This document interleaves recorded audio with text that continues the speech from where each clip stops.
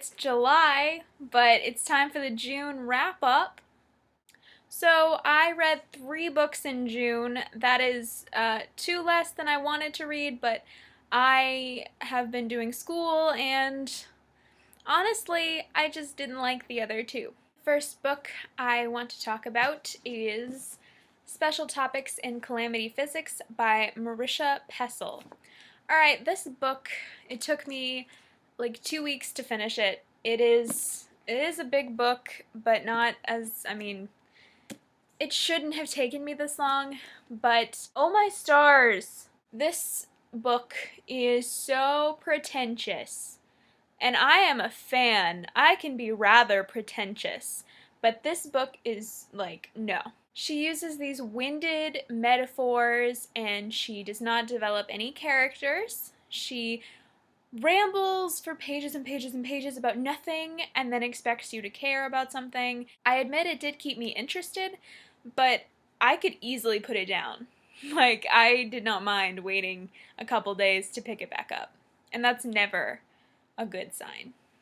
The other thing about this book that I don't like is I actually had a nightmare about it, or a stress dream, or whatever you want to call it. Blue's relationship with her father. What the hell? That gave me an uh-oh feeling, and I did not like it. So, I am going to give Special Topics in Calamity Physics 3 stars because it had a good enough story, her writing style was okay, but I will not be getting her next book. It's too much for me. I'm a well-educated person. I don't feel like not liking this book insults my intelligence. I feel like she is trying very hard to make up for her degree. I assume she spent a lot on it and she wants to get her money's worth in this book because it is over the top.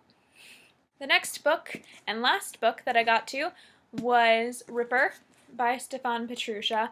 This is a YA book, so it was relatively easy to get through. I dropped it in a pool, so it's a little it's a little bad right now. I did not mean to drop it in a pool, and I don't know why I was reading it in a pool, but it's all wet. Ripper was good. I enjoy Jack the Ripper literature, so I obviously had to pick this up. I liked it well enough. It was not the best thing I've ever read. Honestly, the characters were very stale.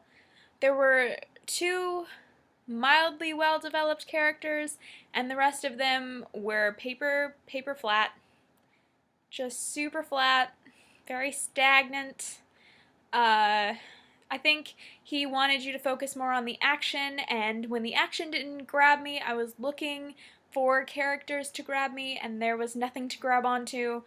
I honestly had to force my way through most of this book, like, I have to read this, and it was worth it in the end. There's a great ending. I don't know, it feels like these people are modern, but because of the Ripper thing, he felt forced to write it back in the past, so it feels very disjointed to me. That might just be me and my lack of reading period pieces. I don't know.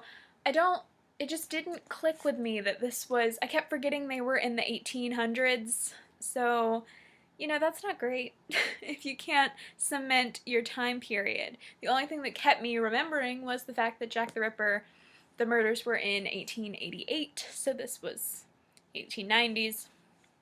I'm gonna give this 3 stars as well, because it was not the worst, was not the best, it was just good. Better than okay, but just good. And I would recommend it for like a light summer read. Wasn't anything too heavy or contemplative or nice beach read, I guess. If you like reading about murders at the beach. But I know I do. One book I did not get around to reading was The Tale of Raw Head and Bloody Bones.